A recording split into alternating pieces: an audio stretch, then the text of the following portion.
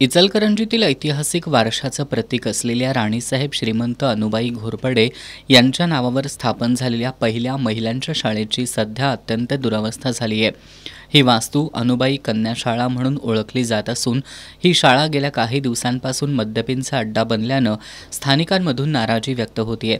दरम्यान या वास्तूच्या संवर्धनासाठी समाजातील कार्यकर्त्या रमाताई फाटक यांनी पुढाकार घेत या जागेवर महिलांसाठी मर्दानी खेळांचं प्रशिक्षण तसंच विविध व्यावसायिक कौशल्य प्रशिक्षण वर्गांचं आयोजन करण्यासाठी या जागेची मागणी जिल्हाधिकारी कोल्हापूर आणि इचलकरंजी महापालिका आयुक्त यांच्याकडे केली होती।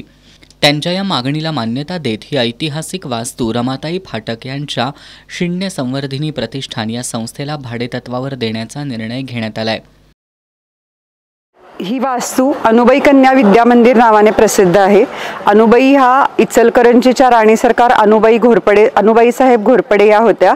त्यांची ही वास्तू आहे। त्यांनी ही वास्तू स्वतःचा राजवाडा आणि नंतर परत इचलकरंजी नगरपालिका जेव्हा अस्तित्वात आली तेव्हा त्याचं पहिलं केंद्र ही वास्तू होती।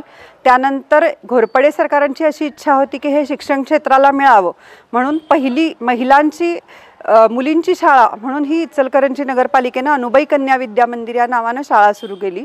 आता हा पत्त्याचा अड्डा किंवा सगळं जे काय चालतं मद्यपींचा अड्डा अशा ह्या गोष्टी ह्या वास्तूत चालतात हे बघून आम्हाला कुठेतरी वाईट वाटलं म्हणून आमची संस्था शिष्य संवर्धिनी प्रतिष्ठान यांच्यातर्फे आम्ही राज्यसभा खासदार डॉक्टर मेधाताई कुलकर्णी यांच्या माध्यमातून आयुक्त आपले ओमप्रकाश दिवटे साहेब यांच्याकडे या वास्तूची मागणी केलेली होती।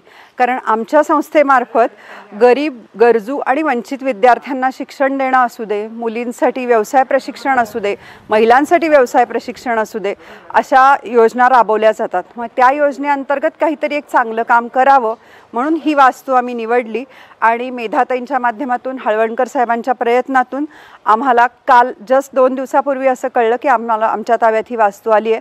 आता मेधाताईंनीच परवा पुण्याच्या कार्यक्रमात हे डिक्लेअर केलेलं आहे की त्या आणि देवेंद्रजींच्या सहाय्यानं तसेच डीपीडीसीच्या माध्यमातून ही वास्तू आम्ही पुनरुज्जीवित करून इथं पुन्हा एक मुलींसाठी महिलांसाठी सगळ्यांसाठी एक मोठं एक केंद्र बनावं अशी आमची इच्छा आहे।